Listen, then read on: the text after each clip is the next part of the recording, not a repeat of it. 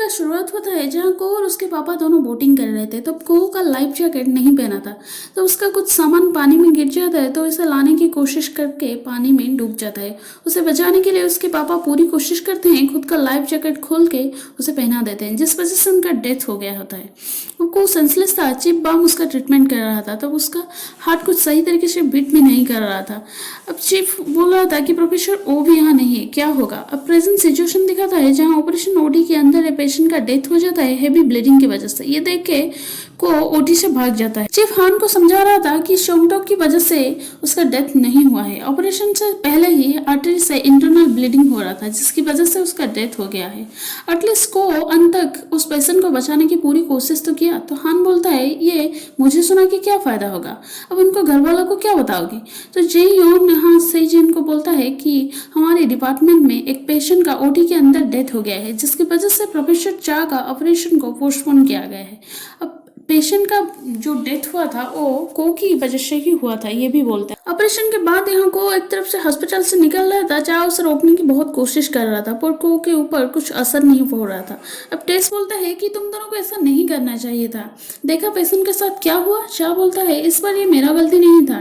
टेस बोलता है वो भी तुम्हारी तरह ही है, पेशेंट का ये कंडीशन उसे देखा नहीं जाता है। शाह बोलता है ये मेरा गलती है, मुझे उसका अंदर नहीं जाना चाहिए था। अब जे योन को फोन ट्राई कर रहा था, पर उसका फोन स्विच ऑफ था। वो भी ट्राई कर रही थी फोन को तभी आके बोलता है कि मुझे पता है वो एक दिन ऐसा कुछ जरूर करेगा। ये सुनने के बाद चा और वो दोनों ही इसके ऊपर गुस्सा थे।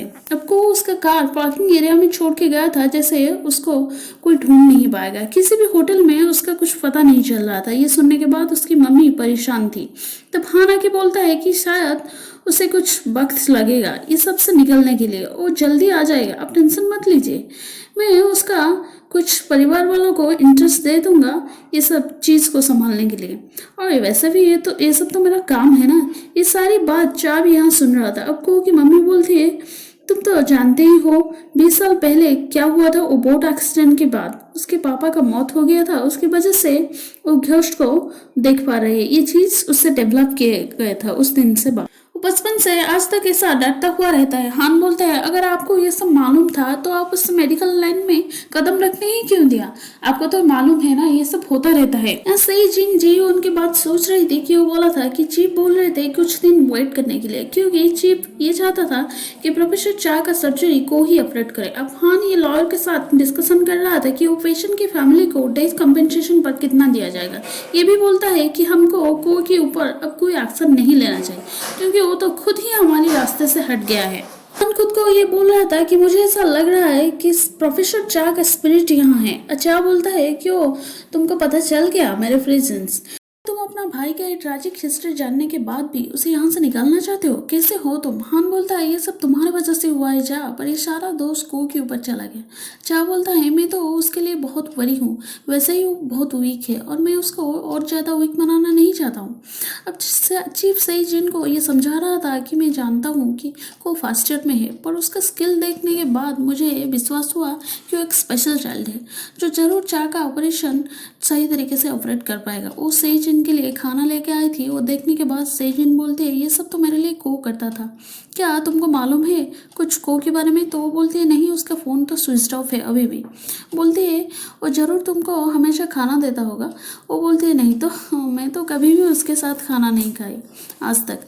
ये सुनने के बाद सेजिन मुस्कुराती है, बोलती है को मुझे बहुत हेल्प भी किया था मेरी बुरी टाइम पर, आपको प्रोफेसर चा के लिए स्ट्रॉन्ग बनना है ये भी बोलता था। तुम भी ज़्यादा टेंशन मत लो, हम दोनों को खाना खा के ऐसे स्ट्रॉन्ग बनना चाहिए।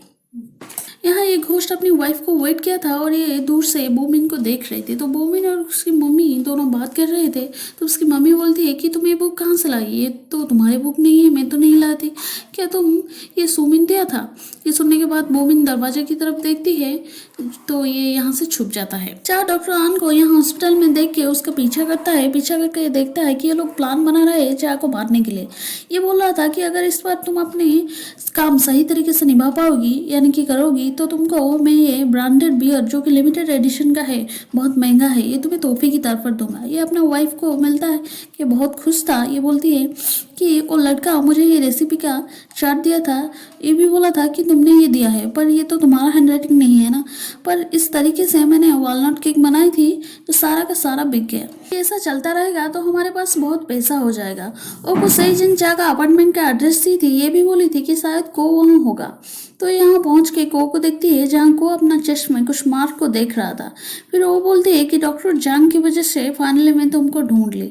कैसा होगा अगर मैं तुम्हें एक सॉलिड सा पंच दूंगी? किसी को बिना बताए यहाँ क्यों आ गई? तो को बोलता है लिविंग रूम में मेरा रेजिग्नेशन लेटर है, क्या तुम मेरे लिए वो दे दोगी? वो बोलती है मैं तुमको बहुत प्यार कर रही हूँ।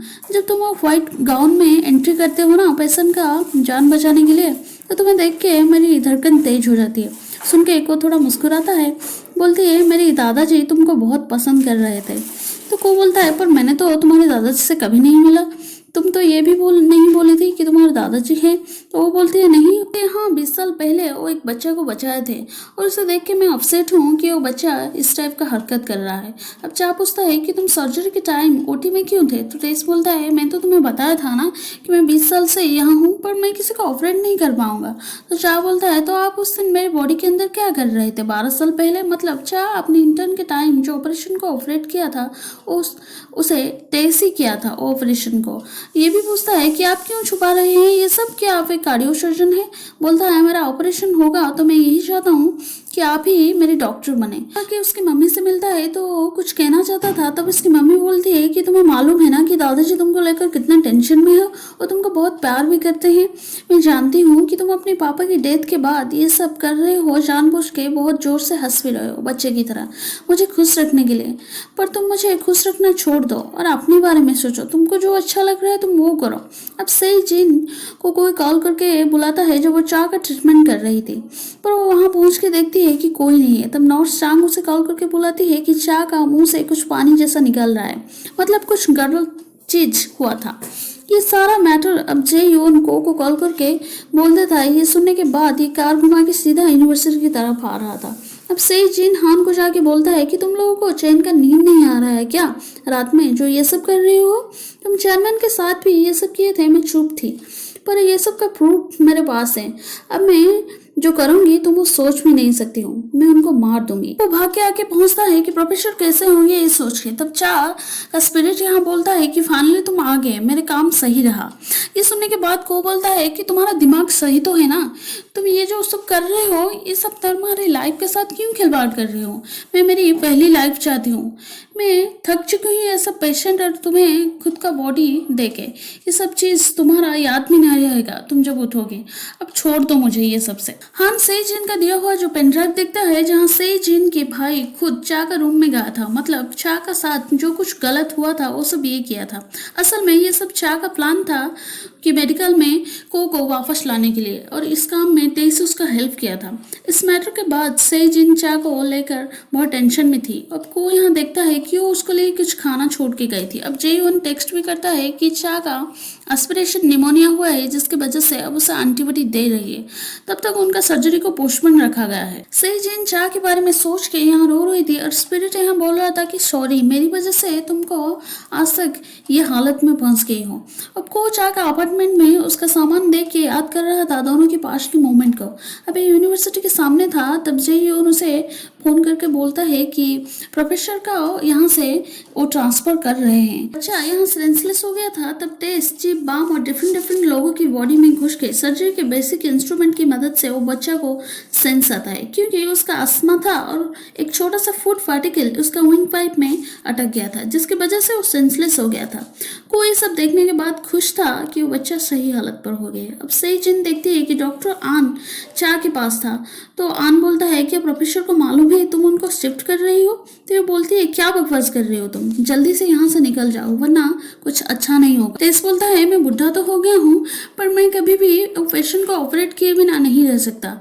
को पूछता है तो क्या आप डॉक्टर हैं, क्या आप ही डॉक्टर ओ है? टेस बोलता है क्या तुम मुझे कुछ कपड़े खरीद के दोगी जो कि स्प्रिंग और समर कलेक्शन के लिए डिजाइन किया गया है? को बोलता है कि तुम्हारा एक पोती भी है ना जो कि मेरी एज की है? बोलता है हाँ और दुनिया की मेरे लिए सबसे सुंदर चीज है। हाँ अब वो वो बच्चा बड़ा हो गया है ना सियोंगटम, और चा को सही जिन यहाँ शिफ्ट कर रही थी तब को आके उनको रोकता है। चा बोलता है तुम इतने देर क्यों लगा ले, तो बोलता है अब तो मैं तुम्हारे साथ ही रहूंगा ना। अब 20 साल का पहले का सीन दिखाया जाता है जहाँ टेस्ट ऑपरेशन ऑपरेट कर रहा था, तब चीफ बा मिंजॉन था। ऑपरेशन के बाद टेस्ट का थोड़ा खास भी हो रहा था, और फिर भी ये ऑपरेशन के बाद वो पेशेंट का सेंस आने तक वेट कर रहे थे। तब वो छोटी थी और उसे बोल रहा था कि दादाजी तुम्हारे लिए केक लेके जाएंगे। अब टेस का एक दूसरा इमरजेंसी सर्जरी करना भी पड़ता है। अब सर्जरी के बाद टेस यहाँ रेस्ट कर रहा था। ओ के लिए वो केक नहीं लेके जाया था, इसी अफसोस में था। अब सुबह स्वीपर आके देखता है कि टेस ऐसे सोते टाइम मर गया है। टेस बोल रहा था कि मेरा समय हो गया है, मुझे यहाँ से जाना चाहिए। इस टाइम को और उसके पापा दोनों को मेडिकल में लाया जाता है। तब को का हार्ट कुछ सही तरीके से फंक्शन नहीं कर रहा था और वो सेंसलेस था। अब टेस कहता है कि को का स्पिरिट उसके पापा के डेड बॉडी को देख के रो के टेस की तरफ देख रहा था, और यहीं पर एपिसोड खत्म हो जाता है। Thank you.